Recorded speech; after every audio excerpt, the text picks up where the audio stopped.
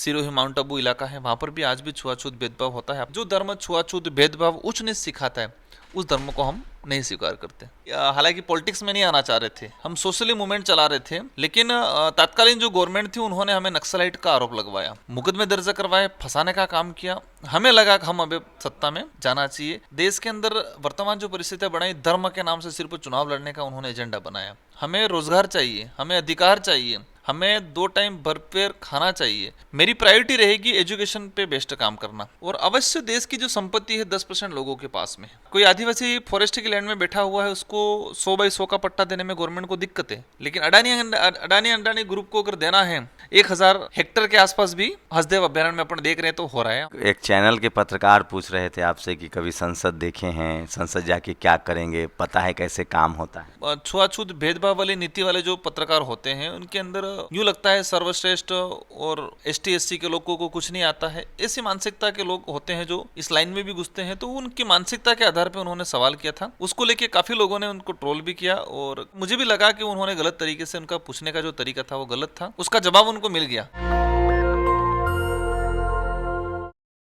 इस बार के लोकसभा चुनाव में बहुजन समाज को एक नायाब हीरा हाथ लगा है। नाम राजकुमार रौत।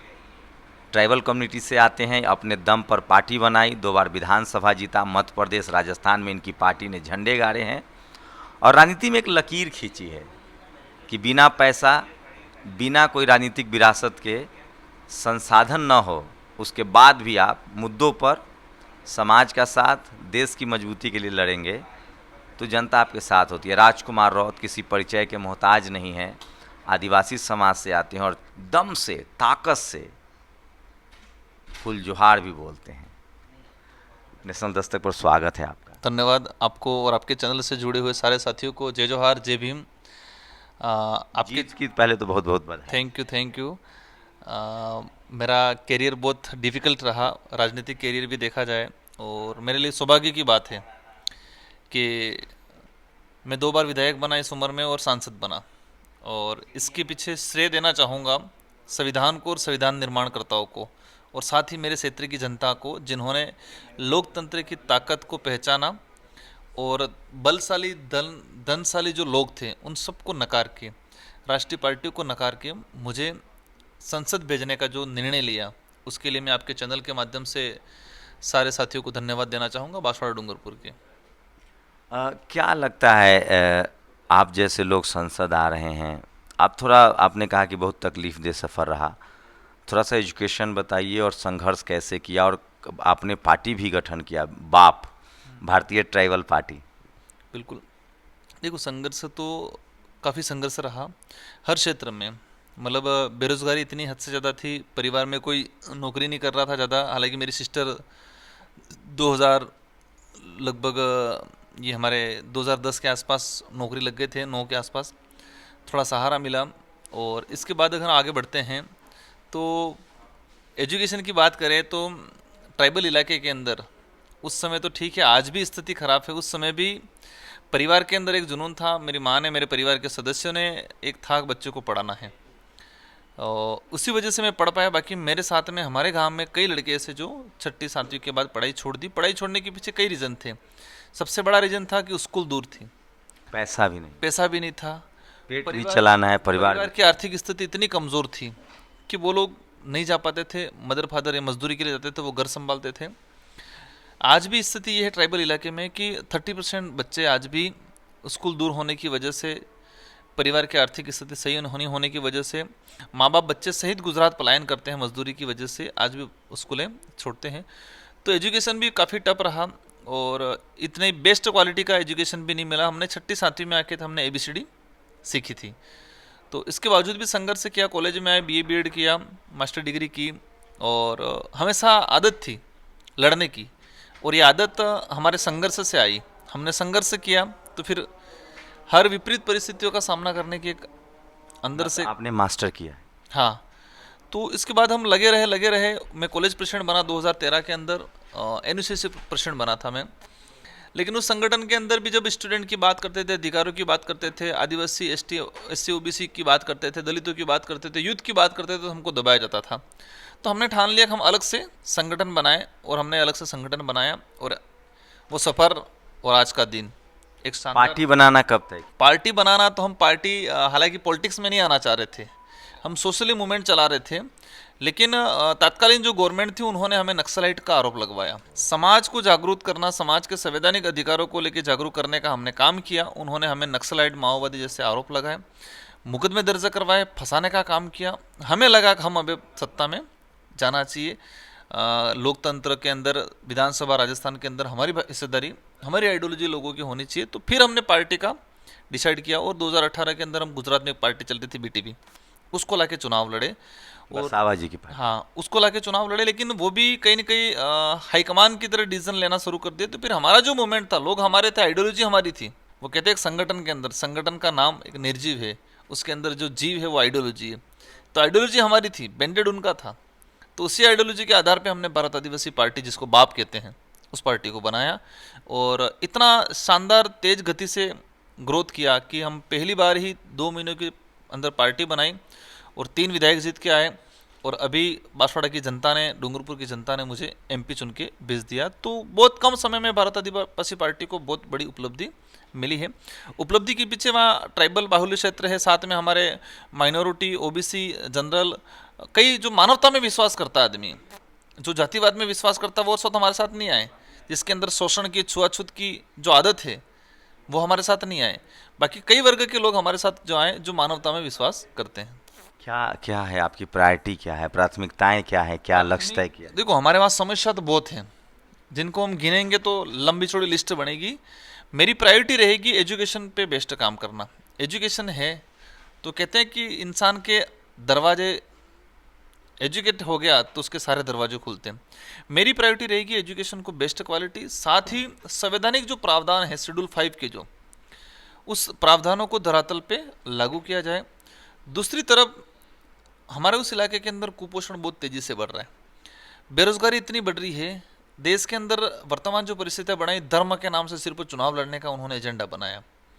हम कहते हैं कि धर्म और उसकी जगह हमें रोजगार चाहिए, हमें अधिकार चाहिए, हमें 2 टाइम भरपेट खाना चाहिए। जो किसान खेत में मजदूरी कर रहा है, उसका अनाज जो पक रहा है, उस अनाज का एमएसपी रेट चाहिए। ये कहा जा रहा है कि आप पहली बार विधायक का चुनाव लड़ रहे थे तो 1000-2000 रुपए भी नहीं थे आपके पास।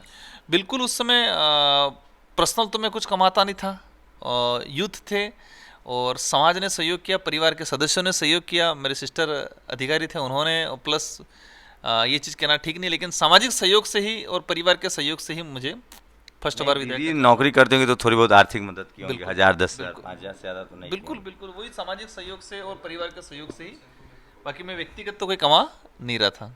इस बार पूरे देश में आपकी चर्चा हो रही थी कि आप जिस तरह से आपके रैलियों में भीड़ जुट रही थी, तो आप कंफर्म हो गए थे कि आपकी जीत होगी? बिल्कुल, लोगों के अंदर एक उत्साह था, प्यार था और गुस्सा था। गुस्सा विरोधियों के प्रति था। हमारे वहाँ के लोगों को 5-10 साल पहले अगर हम जाएं तो 10 साल पहले सिर्फ लोगों को कह दिया जाता था तुम कांग्रेस को वोट दो, लेकिन कांग्रेस का आदमी कौन खड़ा हुआ है, उसका नाम क्या है, उसका एजुकेशन क्या है, वो हमारे लिए क्या करेगा, वो कोई नहीं पता था। सांसद बन जाते थे, विधायक बन जाते थे, सिंबल के आधार पे, फूल को देना है, हाथ को देना है, ये चलता था, लेकिन वो आदमी कौन है, उसका नाम पता, उसका कुछ पता नहीं। और हमारे लोग बेचारे इतना बोला पड़ते थे, वोट दे देते। हमने सच्चाई बताई कि वोट की ताकत क्या है, इस वोट की वजह से क्या हो सकता है, संविधान ने हमको क्या अधिकार दिए हैं, और इन कांग्रेस और बीजेपी के नेताओं ने पूर्व में हमारे इलाकों में क्या किया, उन लोगों ने सच्चाई बताई, और सच्चाई बताई लोगों के अंदर आक्रोश आया। तो कैसे कैसे आपने पूरा पॉलिटिक्स डिजाइन किया? लोगों से डोर टू डोर रोज मिलते थे, रोज का काम था ये? चुनाव से पहले अगर बात करें तो उस इलाके में जो भी इशू आता था, ट्राइबल हो या नॉन ट्राइबल हो, एससी कम्युनिटी हो, माइनॉरिटी हो, जहाँ पर शोषण होता था, अत्याचार होता था, हम जाके खड़े रहते थे।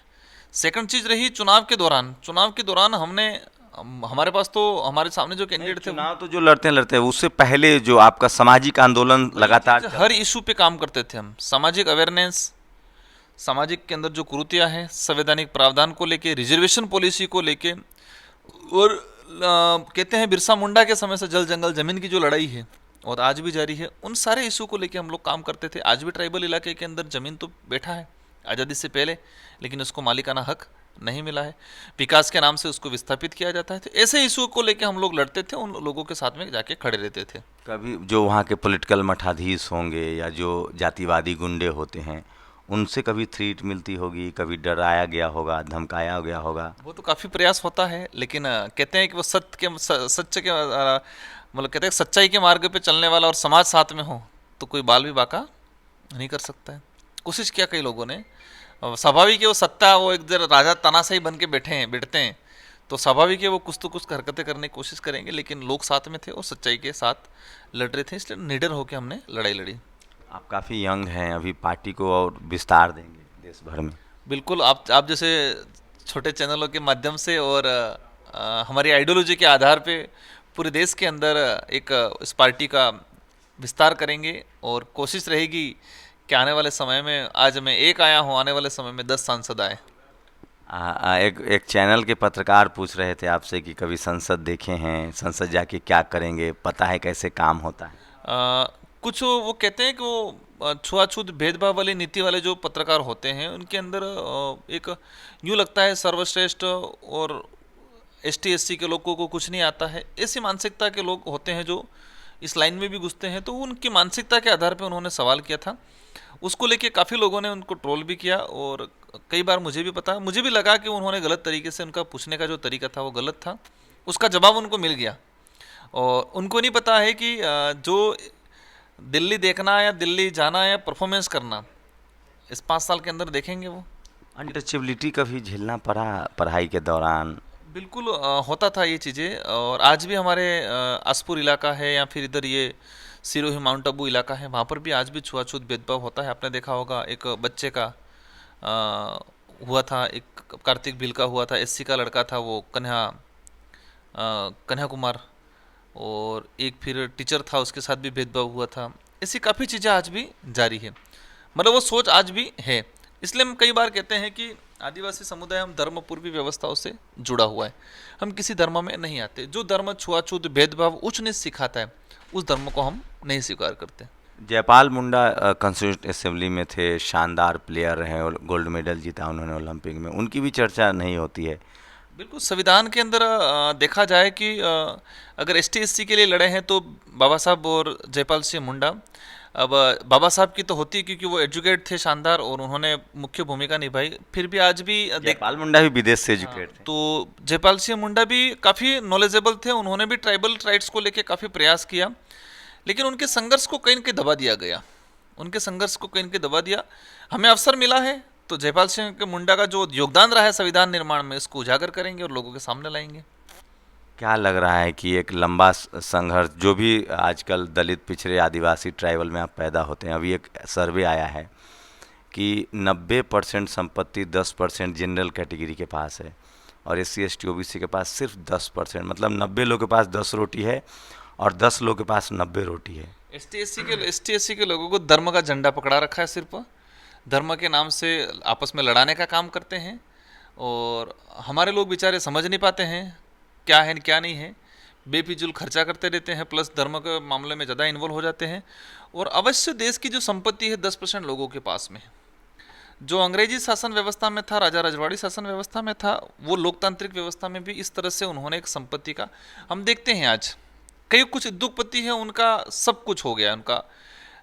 कोई आदिवासी फॉरेस्ट की लैंड में बैठा हुआ है, उसको 100 बाई 100 का पट्टा देने में गवर्नमेंट को दिक्कत है, लेकिन अडानी अंडानी ग्रुप को अगर देना है तो 1000 स्क्वायर फीट भी एक रात में ऑर्डर हो जाएगा। 1000 स्क्वायर फीट तो ठीक है, मतलब 1000 हेक्टर के आसपास भी हसदेव अभ्यारण्य में अपन देख रहे हैं तो हो रहा है। हमारे वहाँ पर भी बांसवाड़ा में भी जानकारी मिला है कि 150 हेक्टर के आसपास ज़मीन फॉरेस्ट की दे दी गई, लेकिन वो आदिवासी बैठा हुआ 100 साल से, उसको गवर्नमेंट नहीं दे रही। तो आज भी है, कुछ लोगों के पास 10% लोग हैं, उनके पास देश की 90% संपत्ति है। उसको लेके भी हम लोग आने वाले समय में काम करेंगे, और बराबरी का जो हक है वो दिलाने का पूरा प्रयास करेंगे। उम्मीद है पूरे देश की नज़र है आपकी, दुनिया भर से लोग आपको देख रहे हैं, जो अच्छी नज़र भी है और बुरी नज़र भी है।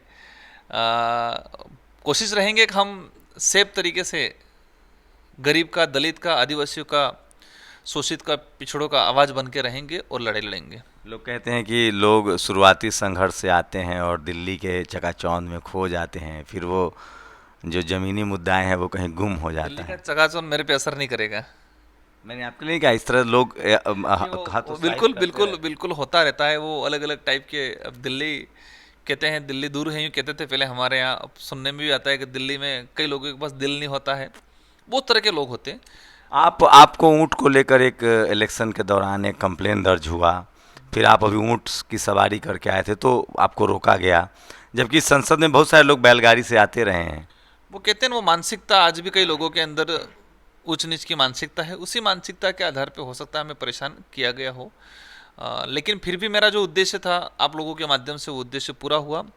रखते हैं कई कई बार ये ऊंच नीच की भावना रखते हैं। वो दिल्ली कितना खर्चा हुआ इस बार लोकसभा चुनाव में आपने? चुनाव आयोग की गाइडलाइन थी 70 लाख का, और मुझे इतना तो नहीं हुआ, मेरे तो 20-30 लाख में ही निपट गया बस? हाँ। और वो भी पैसे लोगों ने चंदा मदद किया, चंदा हाँ दिया? बिल्कुल, कुछ मैं विधायक रहा था, मैं थोड़ा बहुत सक्षम था, कुछ सामाजिक संगठनों ने मदद किया पूरा, और कई ऐसे 30 लाख रुपए। अभी कितना, अभी तो फाइनल 2 तारीख को सबमिट होना है खर्चा। मतलब कई सामाजिक संगठन हमारे जो थे उन्होंने, और कई ऐसे लोग थे जो गुजरात मजदूरी कर रहा है लेकिन उसने भी मेरे लिए 1000-2000 रुपये का खर्चा किया है। मतलब लोगों के सहयोग से चुनाव लड़े और जीते। एक आखिरी सवाल की क्या मैसेज देंगे आज के समय में इस देश में राजनीतिक भागीदारी के लिए तमाम दलित, पिछड़े, आदिवासी, अल्पसंख्यक, गरीब लोग लड़ रहे हैं, वो युवा जो सोशली और पॉलिटिकली एक्टिव हैं, जो समाज के लिए आंदोलन कर रहे हैं, सड़कों पर संघर्ष कर रहे हैं, उनको क्या मैसेज देंगे? क्योंकि वो ज़रूर जानना चाहेंगे कि राजकुमार रौत यहाँ तक पहुँचे हैं तो वो क्या रास्ता बताएंगे? आपके चैनल के माध्यम से एक ही मैसेज देना चाहूँगा कि विवेकहीन नहीं रहे, विवेकशील रहे, सोचने की क्षमता प्रकट करे, सही गलत कौन है, कौन दुश्मन है, कौन अपना है, उसकी पहचानने की शक्ति प्रकट करे, और संगठित रहे, छोटे छोटे मामलों में आपस में नहीं लड़े। देश की जो परिस्थितियाँ बनी रही है उसके हिसाब से हमें धर्म के एजेंडे में आके हमें कहीं पर भी आपस में नहीं उलझना है, और कम्युनिटी को लेके और संविधान को बचाने को लेके जिस तरह से संविधान पे प्रहार होने की जो प्लानिंग हो रही थी, उस चीज़ को ध्यान में रखते हुए सभी को एकजुट होते हुए, मानव धर्म प्रकृति धर्म सबसे बड़ा धर्म है और उसी आधार पे हम आगे बढ़ेंगे, ये मेरी कोशिश रहेगी। और आप लोगों से भी निवेदन है कि मानव धर्म और प्रकृति धर्म सबसे बड़ा धर्म है। बाकी धर्म के कुछ पॉलिटिकल लोग होते हैं, कुछ पॉलिटिकल पार्टियां हैं जो आपस में धर्म के नाम से लड़ाने का काम कर रहे हैं, तो उनके चक्कर में नहीं आए। हमसे बात करने के लिए आपका बहुत बहुत जोहार, सेवा जोहार, हुल जोहार। Thank you. तो ये थे राजकुमार रौत, और आदिवासी समाज से आते हैं। और सोचिए कि मैं फिर कह रहा हूँ, 21वीं सदी संविधान की सदी होगी, बहुजन महापुरुषों की सदी होगी। हमें राजनीतिक भागीदारी मिल चुकी है, सामाजिक भागीदारी के लिए राजकुमार रौत जैसे लोग संसद में हुल जोहार, जय जोहार बोल रहे हैं। लेकिन अभी भी मसला है कि इस देश के 90% लोगों के पास सिर्फ 10 रोटी है।